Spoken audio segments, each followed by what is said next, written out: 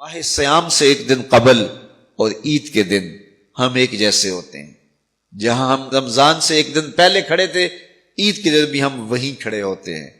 تو پھر ایک مہینہ اتنی طویل محنت کی اور مشقت اٹھائی، بھوک اور پیاس کاٹی، تو پھر کیا فائدہ ہوا؟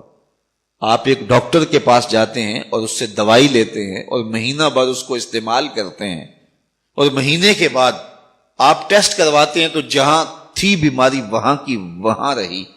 تو پھر دو باتیں ہیں، یا تو ڈاکٹر نے دوا ٹھیک نہیں دی، یا پھر آپ نے دوائی کے ساتھ پرہیز نہیں کیا اور جہاں تھے وہیں کے وہیں کھڑے رہ گئے. تو ڈاکٹر کے پاس دوبارہ جائیں گے تو وہ کہے گا جناب اس بیماری سے نجات تو ایک مہینے کے کورس سے ہو جاتا تھا، تو آپ کو آرام کیوں نہیں آیا؟ آپ نے پرہیز نہیں کیا. تو آپ اس کو کہیں کہ جناب ہم دوبارہ مجھے ایک کورس اور کروا دیں، لیکن پرہیز میں نے پھر بھی نہیں کرنا. تو ڈاکٹر کہے گا کہ نہیں جناب چھٹی کرو. اگر دوائی لینی ہے تو اس کے ساتھ جو احتیاطی تدابیر میں بتاؤں گا ان کو اختیار کرنا ہوگا.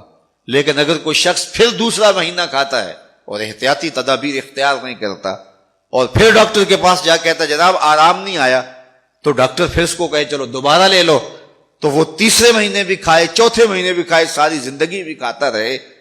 احتیاطی تدابیر نہیں کرے گا تو جہاں صحت تھی وہیں کی وہیں رہے گی. ماہ سیام آیا، پورا مہینہ دوائی لی، اور عید کے دن جب ٹیسٹ کروایا تو جہاں تھے وہیں کھڑے تھے. یا تو پھر دوائی ٹھیک نہیں ہے، میرے رب کی دوائی کس طرح ٹھیک نہیں ہو سکتی؟ جب اس نے کہا ہے لعلکم تتقون، تم روزے رکھو میں ضمانت دیتا ہوں تمہیں تقوی ملے گا، تو پھر تقوی نہیں ملا ہے تو پھر ہم نے روزے کی احتیاطی تدابیر کو اختیار نہیں کیا ہے، اور اتنی طویل مسافت کاٹی ہے، مشقت کاٹی ہے، بھوک کاٹی ہے، پیاس کاٹی ہے. لیکن اگلے سال ہم پھر آئے تو ہم پھر اسی طرح وہ مشقت کاٹنے لگے اور احتیاطی تدابیر ہم نے پھر اختیار نہیں کی.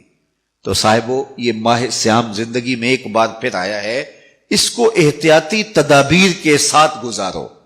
من لم یدع قول الزور والعمل بہ فلیس للہ حاجۃ فی ان یدع طعامہ وشرابہ. کہا جو جھوٹ اور جھوٹے امور اور کام نہیں چھوڑتا اس کے بھوکا اور پیاسا رہنے کی کوئی ضرورت رب کو نہیں ہے. وہ روزے کے ذریعے سے تمہاری تہذیب نفس کرنا چاہتا ہے، تمہارے من کو سنوارنا چاہتا ہے، تمہارے اندر کی غلاظتیں دور کرنا چاہتا ہے، لیکن تم اس کو احتیاطی تدابیر کے ساتھ لینے کے لیے آمادہ نہیں ہو. تو کاٹتے رہو، ہر سال مشقت کاٹتے رہو. 40 سال 45 سال 50 سال ہو گئے روزے رکھتے. ہر سال یہ ہوتا ہے کہ 29 شعبان کو جہاں کھڑے ہوتے ہیں 1 شوال کو بھی وہی کھڑے ہوتے ہیں. تو پھر کیا فائدہ اتنی مشقت اٹھانے کا؟ تو ماہ سیام زندگی میں ہمیں ایک بار ملا ہے، ایک بار ذرا اس کو احتیاطی تدابیر کے ساتھ گزار کے دیکھیے تو آپ دیکھیں گے کہ یہ روزہ کس طرح من کے اندر روشنیاں ڈال دیتا ہے اور کس قدر تقوی کا نور نصیب ہوتا ہے. تو زندگی میں اس ماہ نور، ماہ سیام رمضان المبارک کو پوری احتیاط کے ساتھ، پورے حزم کے ساتھ، اور جو بتائے گئے اصول و ضوابط ہے ان کے ساتھ گزاریے. آنکھوں پہ بھی پہرا بٹھائیے، خیالوں پہ بھی پہرا بٹھائیے، سوچوں کو بھی آوارہ نہ ہونے دیجیے، رزق بھی پاک لیجیے، اور زبان پر بھی کوئی ایسا جملہ نہ آنے پائے جو رب کی ناراضگی کا سبب ہو.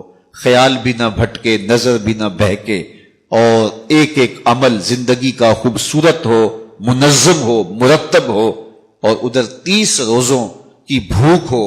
اور پھر نتیجہ کیا ہوگا؟ میرے رب نے وعدہ دیا ہے لعلکم تتقون، تمہیں تقوی کا نور نصیب ہو جائے گا. تمہاری زندگی ایک عجیب کیفیت میں ڈھل جائے گی اگر تم روزے کو اس کی حقیقت کے ساتھ گزارو گے.